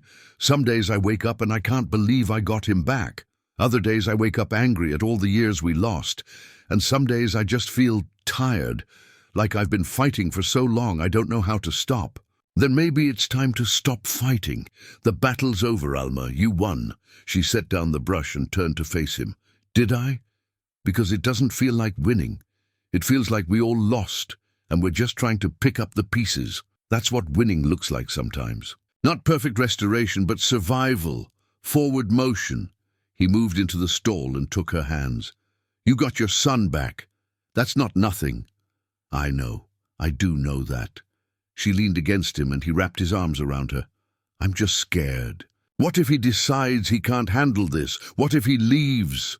Then you'll survive that too. But I don't think he will. I see the way he looks at you. He's searching for something he's missed his whole life, and he's finding it here." As if summoned. By their conversation, Thomas appeared in the barn doorway. He looked better than he had a month ago, color in his face, weight coming back to his lean frame, less of that haunted look around his eyes. "Am I interrupting?" "Never," Alma said, stepping out of Colt's embrace but keeping hold of his hand. "What's on your mind?" Thomas came into the barn, moving with the careful deliberation of someone still learning to navigate a world that made sense. "I've been thinking about what comes next. I can't live in the guest house forever, and I need to figure out what I want to do with my life." Alma's face fell slightly, and Colt squeezed her hand in reassurance. But Thomas wasn't finished. I want to go to college, study forestry or environmental science, something that connects me to the mountains. But I want to do it from here, from Silver Ridge. Community college to start, maybe transfer later. He looked at his mother. If that's okay with you, if you don't mind me staying. Mind? Alma's voice broke. Toby, you can stay as long as you want, forever if that's what you choose. I also want to go back to the ridge, he continued. See the cabin where we lived. Try to remember more of what my childhood was actually like before Talbot's lies. He hesitated. Would you come with me? Of course. They made the trip a week later, the three of them driving up into the high country as winter began its serious work of burying the world in white. The cabin looked smaller than Alma remembered, more vulnerable against the mountain's indifference. But when they stepped inside, Thomas went very still. I remember this, he said softly, moving through the small space like a ghost revisiting its haunts. I remember that shelf where you kept the carving tools. I remember the table where we ate dinner. I remember... He stopped at the window, looking out at the view. I remember being happy here. Alma came to stand beside him. You were happy. We both were. It wasn't much, but it was ours. Can we fix it up? Thomas asked suddenly, not to live in, but to keep it standing, as a reminder of where we came from. I'd like that, Alma said. They spent the afternoon there, Thomas exploring every corner while fragments of memory surfaced. He remembered the bed where he'd slept, the corner where he'd played with his carved animals, the porch where he'd been playing when Talbot took him. That last memory was the hardest. Watching him stand where his childhood had been stolen, processing the magnitude of what had been done to him. I'm angry, he said finally, standing on that porch with his mother and Colt, not just at Talbot but at the universe, at the randomness of it, at the fact that if he'd just left us alone, we'd have had 12 more years together. I know, Alma said. I'm angry too, but I'm also grateful, because if you hadn't been in that alley, if Colt hadn't stopped to help, if you hadn't kept pushing to find the truth, I might have lived my whole life believing I was unwanted. That's almost worse than the years in captivity. Colt watched them standing together, mother and son, both scarred but healing. The ridge can be a memorial to what was lost, he said, but the ranch can be home for what comes next. You don't have to choose between remembering and moving forward. Thomas turned to him. You really meant it when you said I could stay? Of course, even though I'm not. I mean, we're not. Thomas struggled with the words. You're Alma's son. That makes you family, Colt said simply. And if things between your mother and me continue the way I hope they will, that makes us family in another way too. Either way, you belong. Something in Thomas's expression cracked open. He'd spent 12 years believing he belonged nowhere, to no one. Hearing otherwise, having it proven through action day after day, it was changing him, letting him become the person he might have been if childhood hadn't been stolen. They locked the cabin carefully when they left, a promise to return and restore it. On the drive back down the mountain, Thomas fell asleep in the back seat, exhausted by emotion and memory. Alma watched him in the mirror, her eyes soft. Thank you, she said quietly to Colt, for everything, for stopping in that alley, for not giving up when I pushed you away, for helping me find my son, for... Her voice caught. For loving me when I couldn't even love myself. Loving you was the easy part, Colt said. Waiting for you to believe you deserved it was harder. She laughed softly. I'm starting to believe it, slowly. That's all I ask. Back at the ranch, Roy had news. The town council had formally apologized to Alma for the treatment she'd received 12 years ago, for the whispers and accusations and the rush to judgment. They wanted to present her with a proclamation, make a public gesture of reconciliation. Alma declined. She didn't need their proclamations or their guilt. She had what mattered, her son, a chance at a future, and a man who'd seen her at her lowest and chosen to stay anyway. That night, the three of them ate dinner together at the big table in Colt's dining room. Roy joined them, and the conversation flowed naturally. Talk of college plans and ranch work and whether the snow would hold off long enough for Thomas to learn to ride properly. It felt, Alma thought, like family. Imperfect and cobbled together from broken pieces, but family nonetheless. After dinner, Thomas excused himself to the guest house, giving Alma and Colt time alone. They sat together on the couch in the living room, fire crackling in the hearth, the weight of the past few months finally settling into something manageable. "What happens now?" Alma asked, echoing Thomas's earlier question. "Now we live," Colt said. "We help Thomas heal. We build something new together. We let ourselves be happy. I don't know if I remember how to be happy. Then we'll figure it out together. Just like everything else."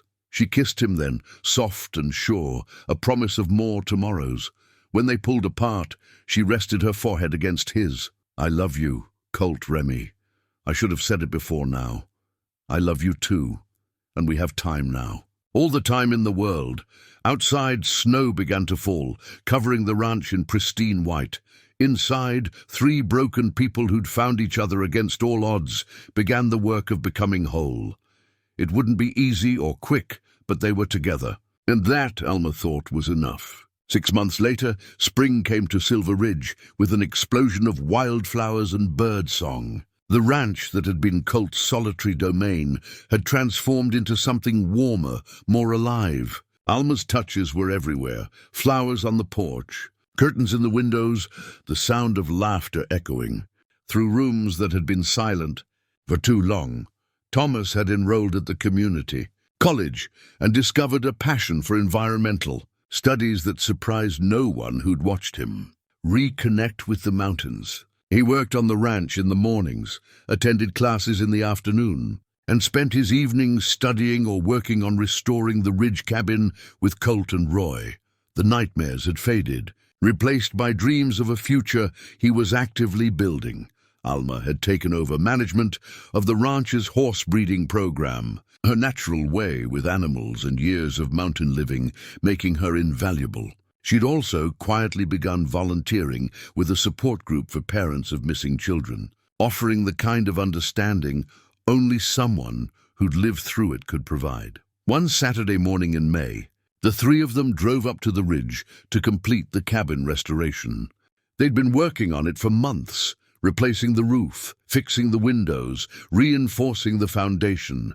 Today, they would finish the interior work that would preserve it as a memorial to what had been and a testament to survival. Thomas hammered the last board into place on the porch railing and stood back to admire their work. "It looks good, better than I remembered. It's solid now," Colt said, testing the railing. "Should stand for another 50 years at least." Alma emerged from inside carrying a box. She set it on the newly repaired porch and pulled out the wooden animals Thomas had carved as a child. One by one, she placed them on the shelf inside, next to new carvings Thomas had made. A horse, a bear, an eagle in flight. Old and new side by side. "There," she said softly. "Now it's complete." They stood together looking at the cabin, this place that held so much pain and so much love. It would never be home again, but it would always be part of their story.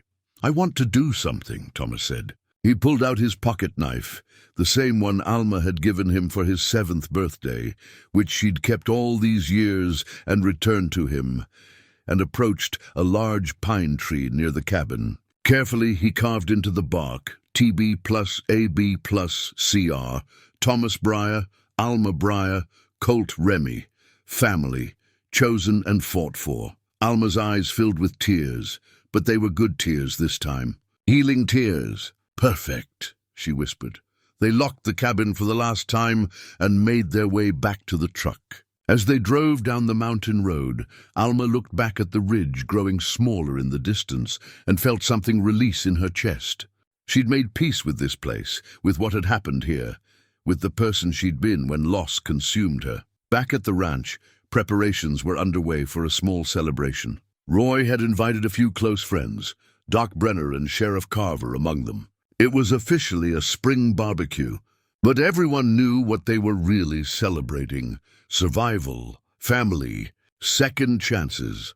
As guests arrived and the smell of grilled food filled the air, Alma found herself standing on the porch of the main house, watching people laugh and talk and simply be together. Thomas was showing Doc Brenner his college textbooks, animated in a way that would have seemed impossible 6 months ago. Roy was arguing good-naturedly with Carver about the best fishing spots. And Colt was moving through it all with quiet contentment, making sure everyone had what they needed. He caught her watching and came to stand beside her. "You okay?" "More than okay," she said. "I was just thinking about how different everything is from 6 months ago. How different I am. You were always strong. You just needed a chance to remember it." She leaned against him, comfortable in a way she'd never been with another person. "I got a call yesterday. From a woman in Montana. Her daughter went missing 3 years ago. She heard about our story and wanted to know if I had advice." "What did you tell her?" "To never give up. To keep searching even when everyone else stops looking. To trust her instincts about what happened." Alma paused. "And I realized while I was talking to her that I've found my purpose. Helping other people who are going through what I went through. Being the voice that says you're not alone, you're not crazy, your instincts matter. That's good work. Important work. It feels right." She looked up at him. "Everything feels right, finally. Like all the broken pieces are coming together into something new." Thomas joined them on the porch, a plate of food in each hand. "Mom, you need to eat. And Colt, Roy says the steaks are ready." "Mom." He'd started calling her that about a month ago, tentatively at first, then with growing confidence. Each time Alma heard it, her heart swelled. They ate together, laughed together, told stories about the past months that were already becoming family lore. When the sun began to set and guests started leaving, the three of them stayed on the porch, watching darkness claim the valley. "I've been thinking," Colt said carefully, "about the future. About making this official." Alma's heart skipped. "Official how?" He pulled a small box from his pocket and opened it to reveal a simple gold band with a single stone. Nothing flashy, just honest and true like the man offering it. "I know we've only known each other 6 months, but it feels like longer. Like we've been moving toward this since that day in the alley. Alma Briar, will you marry me?" She looked at the ring, then at Colt, then at Thomas, who was grinning like he'd known this was coming. "Yes," she said simply. "Yes, I'll marry you." He slipped the ring on her finger, and they kissed while Thomas whooped and Roy shouted congratulations from the doorway. When they pulled apart, Alma was crying again. But these were the best kind of tears. Tears of joy, of relief, of a future she'd never dared imagine. Later that night, after Thomas had gone to bed and Roy had headed home, Alma and Colt sat together under the stars. She thought about the woman she'd been 6 months ago, broken and alone in a rain-soaked alley, carrying nothing but a pack and 12 years of guilt. She thought about how close she'd come to giving up entirely, to letting the darkness win. And she thought about the man who'd stopped when he could have walked past, who'd seen her at her worst and chosen to stay, who'd helped her find not just her son, but herself. "Thank you," she said quietly, "for everything. For seeing me when I was invisible, for believing me when no one else did, for loving me when I couldn't love myself." "Thank you for letting me," Colt replied, "for trusting me enough to let me help, for showing me that it's never too late to start living again." They sat in comfortable silence, hands intertwined, while the ranch settled into night around them. Somewhere in the distance an owl called and was answered. The mountains stood watch as they had for millennia, indifferent to human joy and sorrow, but somehow comforting in their permanence. Alma Briar had spent 12 years in darkness, drowning in guilt and isolation, but she'd survived. More than that, she'd found her way back to the light, reclaimed her son, built a family from broken pieces. She'd learned that redemption was possible, that love could rebuild what trauma destroyed, that second chances existed for those brave enough to reach for them. The journey had been hard. The scars would never fully fade. But sitting here now, ring on her finger and future spread out before her like an unwritten story, Alma knew one truth above all others. Sometimes the loneliest moment in life comes when you realize there's no one left to call. But sometimes, if you're very lucky, a stranger stops in the rain and changes everything.